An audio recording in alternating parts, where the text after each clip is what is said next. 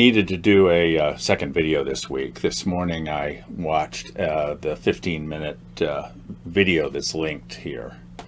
It shows what it's like to be in an I.C.U. COVID unit.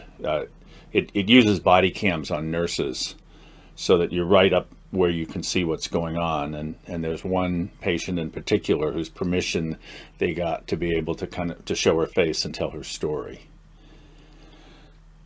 And it is wrenching. These nurses are so close to people who they know, most of which are going to die, or at least many of which are going to. And they're there with them as they die, and they're loving them through the whole thing. And this has happened 500,000 times in the last year. It's a very hard film to watch. Why in the world would anybody want to see this thing?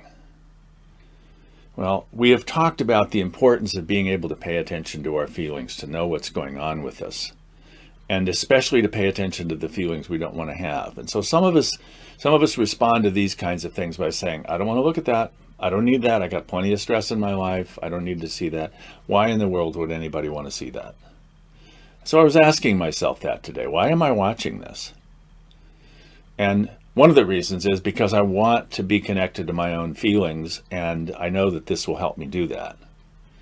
Part of it is I don't want to exercise the privilege that I have to not pay attention. I can just not know that any of this is going on.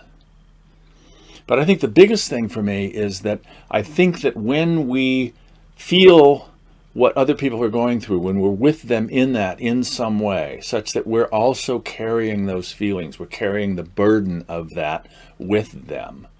We're also shouldering, the kind of PTSD that we're experiencing and going to experience for many years in this human community because of COVID. That when we do that together, we actually help to mitigate the negative impact for everybody. That we're in it for each other for the long haul. That's who I want to be. And I invite you to look at what you do with your feelings around the issues of things you don't really want to feel. What is that like for you? And we'll talk about it more on Sunday evening. Take care.